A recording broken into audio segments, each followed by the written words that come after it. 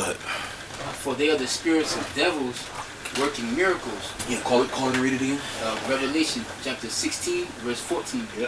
For they are the spirits of devils working miracles, Right. which go forth unto the kings of the earth in the whole world, and gather them to the battle of that great day of the Most High Almighty. Right, and that's what's going on, man. It also says in Zephaniah, the 3rd chapter, that his determination is to gather the nations. That's what's going on. When you see all these different countries fighting for the Middle East to get those oil pipelines laid down, that's the Lord gathering them nations, man.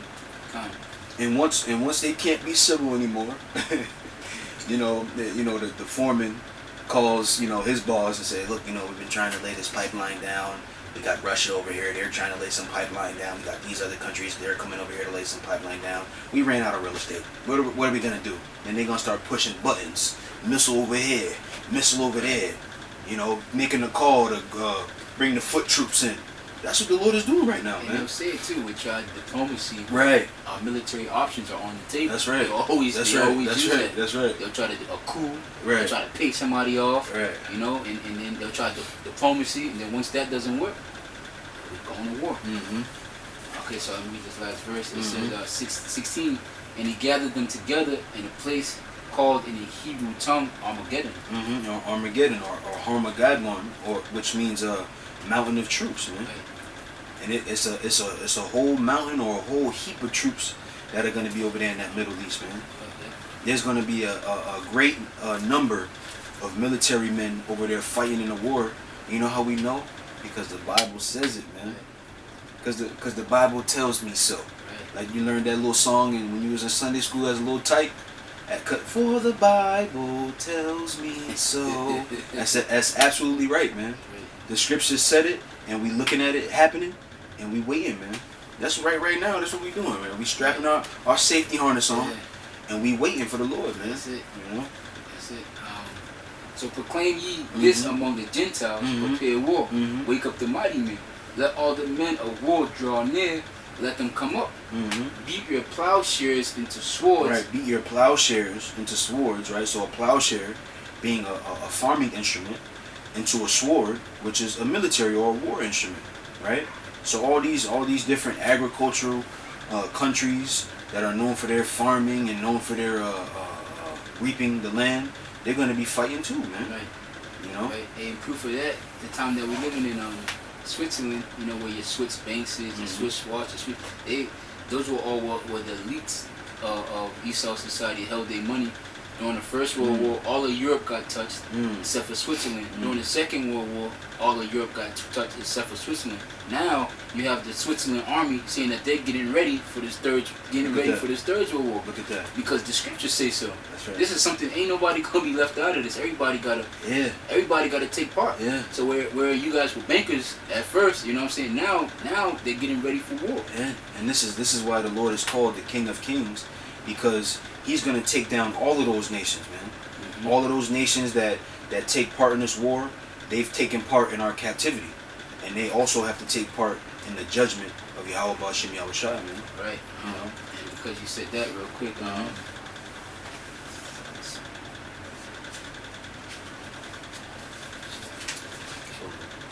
so it says, 2nd Ezra chapter 15, verse 20, behold, saith the Lord power, I will call together all the kings of the earth to reference me. Right. I will call together, all the kings of the earth to reverence me. And that's what's happening right now. Right? Go ahead. Which are from the rising of the sun, from the south, from the east, and Libanians, to turn them one against another. To turn them one against another, man. And that's what's happening right now in the Valley of Jehoshaphat, right?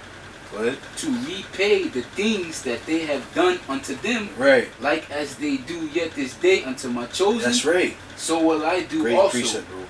And recompense them in their bosom, right. Saith the Lord's power. So all these nations took part in the captivity of Israel, and that's a big part of why they lived deliciously off of this land. Like it says in Revelation 18, they all took part in our captivity. So likewise, they all got to take part in this war, and they all got to take part in the judgment of Yahweh Ba'ashem Yahushua. Those things go hand in hand. Yeah, because it's important. to know why are these nations getting together to slaughter each other like dogs in the street. It's judgment. They think that, oh, we can't have peace on earth and blah. No, there can't be peace unless this war happens, man. Right. And and this war has to happen because they have to receive their judgment for what they did to the nation of Israel, man. That's it. And that's just true. That's just true, man. That's just true. You know? Verse 11. 10. Beat your plowshares into swords and your pruning hooks into spears. Let the weak say I am strong. Right. Let the weak say I am strong. Again, like we mentioned earlier, if you went to one of these other countries, let's say you went to China or you went to Iraq or Iran even, and you said America, they go, oh no. You know, it's like the teacher that goes, you want me to tell your father? Yeah. They go, no. That's how it was at the time. Right. That's how America had their thumb on the rest of the world, or their heel on the rest of the world. But now all these weaker nations are saying, look, bring it on. Look how arrogant Ahmadinejad has been over the last 10 years.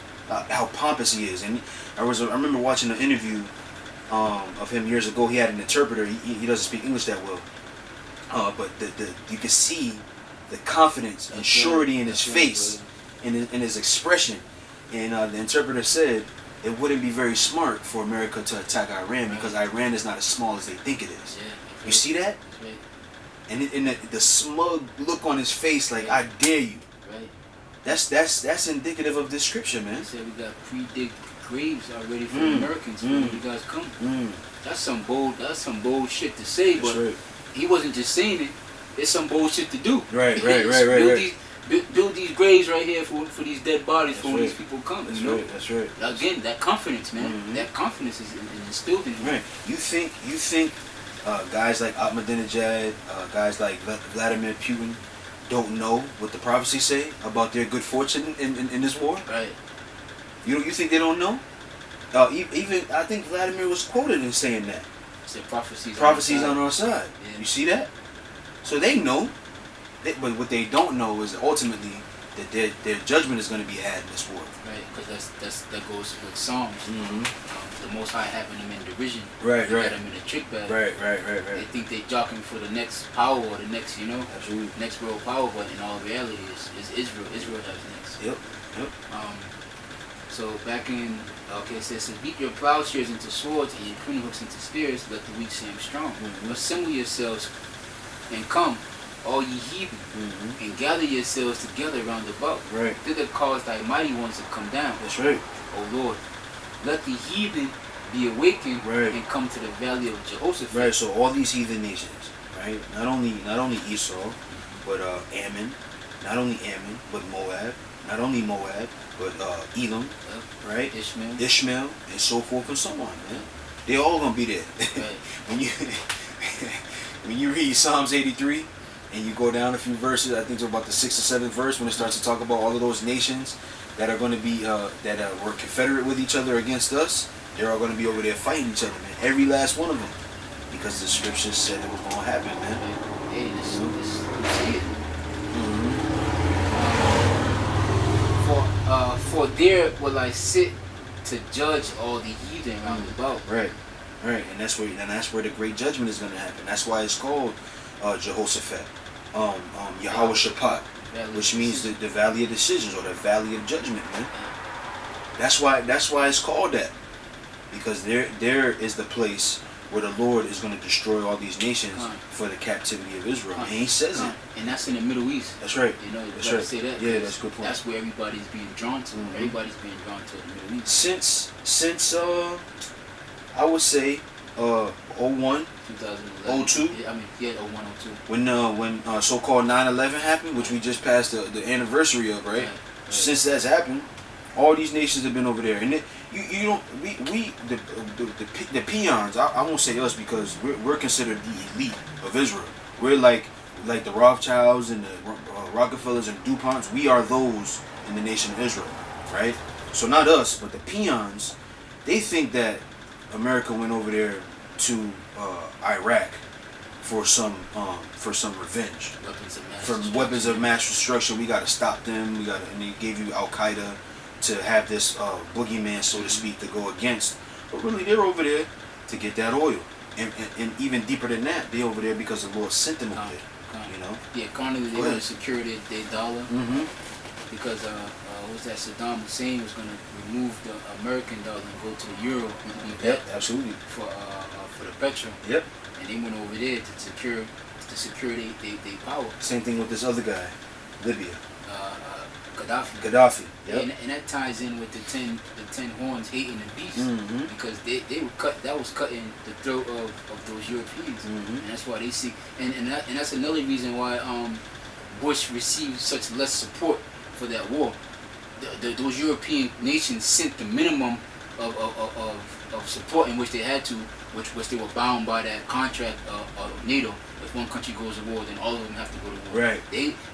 They wanted nothing to do with what was going on over there at all. Right. So they did the minimum, and they did that old saying, go along to get along. Right. That's what they're doing. When in Rome, do as the Romans. Right. So, but when that time comes, they're going to shoot their missiles on this place. That's right. The scriptures say in Jeremiah, all ye that bend the bow. Right. Not you and you, not him and her. All ye that bend the bow, shoot at her. And for those of you who think that the world doesn't have the technology to shoot from one continent to another, you better go ask Japan something, man. And even if that was the case, there are always submarines that missiles can be shot from. There's always aircraft carriers that missiles can be shot from, and they can go anywhere. As long as there's water, those aircraft carriers and those submarines can be there shooting missiles. And also, man. Obama sent 250,000 troops to Afghanistan, and that was when he was in office. Donald Trump just did another military surge, sending troops over to the Middle East. There's so many American military bases in and around the Middle East. It's not even funny, man. When those missiles get launched over to those American military bases, you're gonna have a huge majority of Americans that's gonna be wiped out instantaneously. So even if they don't, the scripture tell you in the Apocrypha that they're going to send those missiles and they're going to be shot back and forth, but in the lands over there in the Middle East, because they're going to be targeting American military bases. So back in Amos, it says, "Put ye, Joel, it's like the water, bro. Joel, put ye in the sickle, for the harvest is ripe." Right. Put ye in the sickle, for the harvest is ripe. Right. What does a sickle do? A sickle is a reaping instrument. Right. That's why the Grim Reaper held the sickle. Right. So the sickle is a reaping instrument. Right. And so now, in other words, it's time for the apple to be picked, man. That's right. It's ripe for the picking. You remember what that old Soviet flag was? That's what it was. Yep. It was a sickle. Yeah, that's right too. That's right too. Signifying the end of this world. That's right. Wow, that's heavy. I didn't pay attention to that. Yeah, that's heavy. The red and yellow flag. Yep. Put ye in the sickle, for the harvest is ripe. And imagine that. That's going to be the nation that is the mainstay in the destruction of this one. And the sickle signifies like the end. Like, you know what I mean? Once you hit that sickle and that's heavy, man. That's heavy. I said, for the press is full. Right. The fats overflow. Right, the vats overflow, right? So whenever you get those wine vats, right, and after the person is, you squish them that juice out of the grapes, the vat gets full of juice. You gotta do what? You gotta clean it out, and that's what's happening here, man. The vats are full, and it says in Revelation 18 that her sins have reached up into heaven. That's what that's saying, you know. That's it. For the wickedness is great. Multitudes in the valley of decision. In the valley of decision, multitudes and multitudes of what? People, man. Destruction. You see, that's what's happening here. This is the time we're in, man. This is the time. No matter how long you've been in the truth, it feel like you've been in there for a lifetime. But this is what we've been fighting for. Right. This is what we've been working and toiling to be freed from, man. We've been working and toiling to be freed from the destruction and the judgment that's coming here, and praying to the Heavenly Father that we don't take part in that judgment, man. It's coming. It's coming.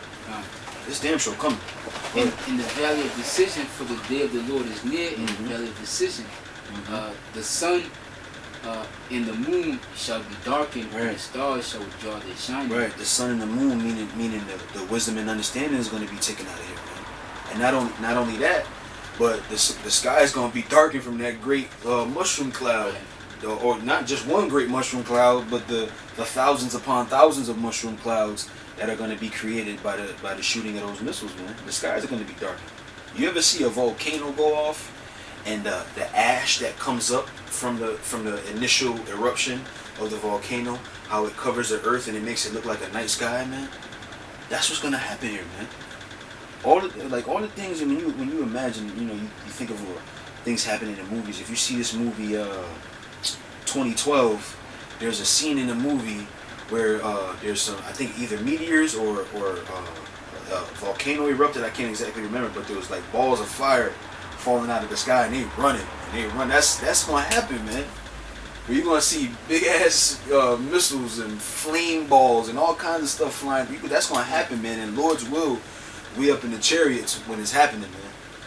When all of that stuff is coming about, when those missiles are being shot and the major destruction is happening here, the lasers that are being shot from the chariots, we hope to be in those chariots, man. You want to say something? 2nd Ezra 16 and 1. Okay. Woe be unto thee, Babylon and Asia. Woe be unto thee, Egypt and Syria. Gird yourselves up with clothes and sackcloth. Right. And here, bewail your children and be sorry, right, for your destruction is at hand. Right, bewail your children and be sorry, for your destruction is at hand. Like the scriptures say, if they be multiplied, they be multiplied for the sword. So you mourn your children. If you had children in this time, good luck. If you ain't an Israelite, right? If the elect, yeah, right, absolutely. A sword is sent among you, and who may turn it back? That's right. A fire is sent among you. A sword is sent among you, and who may turn it back? Who's going to turn those missiles around? Right. There is no system that they can say, oh no, rewind. But once them things go, they have to explode, man. They have to explode. Those things have to go off. It's like shooting a gun. You ain't gonna turn the bullet around and put it back in the gun once it gets shot off. It's the same thing, man. The same thing here, A fire is sent among you, who may quench it. Plagues are sent among you. What is he that may drive them away? May a man drive away a hungry lion in the wood, or may one quench the fire and stubble when it have begun to be shot, be burned? Right. So again, once these things start happening, they already started happening. But what I mean is, once those nuclear missiles get shot, there is no turning them around, man. That's one plague you can't wish off you, especially now, because that's the final judgment, man. Go ahead. May one turn again the arrow that is shot of a strong archer. The mighty Lord sendeth the plagues, and who is he that can drive them away? Right. A fire shall go forth from his wrath, and who may quench it? Right, a fire may go forth through his wrath, and who may quench it? That's those nuclear missiles, man. When they hit ground zero, and that wind of flame flies by, man.